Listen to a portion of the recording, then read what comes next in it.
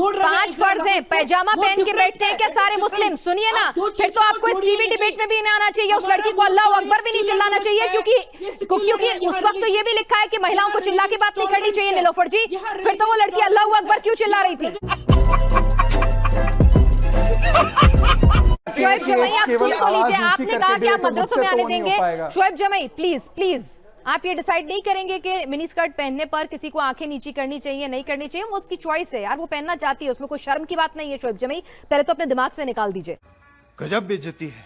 जो मदरसा स्टेट की फंडिंग लेते हैं और ये मदरसों के लिए स्टेट की फंडिंग मांगते रहते हैं, वो मदरसा धार्मिक संस्थान नहीं कहलाते, वो मदरसा शैक्षणिक संस्थान है। और अगर एक शैक्षणिक संस्थान में ये मांग करते हैं कि यूनिफॉर्म का रूल लागू ना हो, वहां पर एक तरह की क्लोथिंग का चॉइस महिलाओं को दिया जाए, तो फिर मैं पूछ रहा हूं कि दूसरे तरीके के शैक्षणिक संस्थान में क्यों ना ये चॉइस दिया जाए महिलाओं को?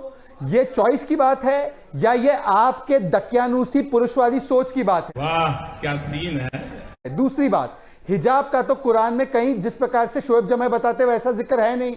इकरा का जिक्र पहला लफ्ज है कुरान का, तो एजुकेशन को दांव पर डाल के हिजाब के नाम पर, जिसकी परिभाषा कुरान में नहीं है, आपने महिलाओं के एजुकेशन को रोक दिया।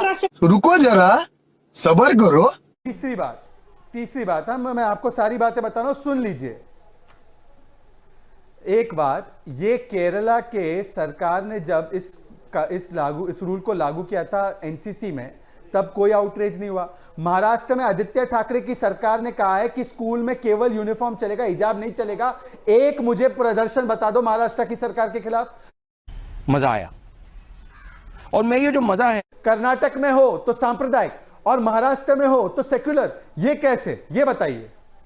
ठीक है नीलोफर मसूद, जरा मुझे एक बात बता दीजिए, जिन बच्चियों को कोर्ट पे भरोसा था वो कोर्ट गई कि भाई ठीक है कोर्ट उनको फैसला सुनाएगा जो भी है शिकायत लेके, उसी कोर्ट ने कहा था कि जब तक फैसला ना आ जाए आप सब्र रखिए, स्कूल का देश का माहौल मत खराब कीजिए, और किसी भी तरह के धार्मिक प्रतीक चिन्ह जब तक फैसला ना आ जाए तब तक पहनकर मत आइए।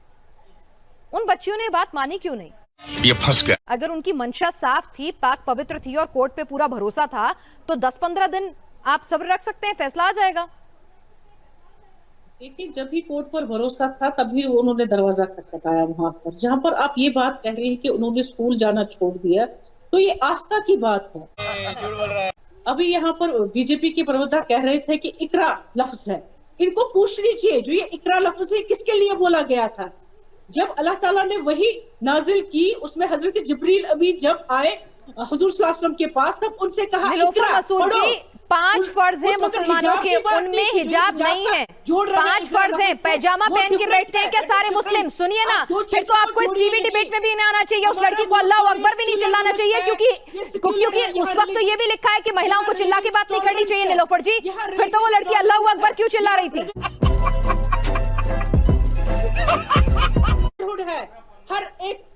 सुनिए ना नीलोफर मसूद जी, फर्ज नहीं है ना वो, फर्ज नहीं है ना वो, 5 फर्ज में से है क्या? क्यों नहीं फर्ज है?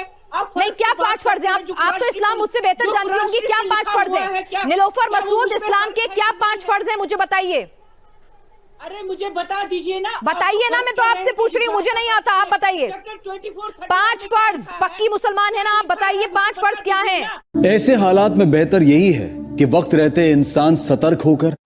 देखिए, मुझे आपसे ही जानना नहीं है क्या? मैं जानना नहीं, मैं तो आपसे जानना चाहती हूँ ताकि देश को तो पता चले क्या फर्ज है हिजाब या नहीं है। चले आप मुझे बता दीजिए, हिजाब का जो आप इतना कंट्रोवर्सी कर रही है, किस बात पर आज ये कंट्रोवर्सी है? क्योंकि यूपी में इलेक्शंस हो रहे हैं। कौन है ये लोग, कहां से आते हैं?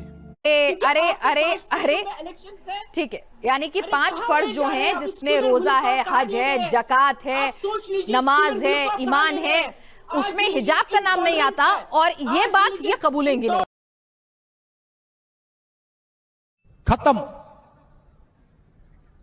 Bye bye, tata, good bye, गया। मजा आया, और मैं ये जो मजा है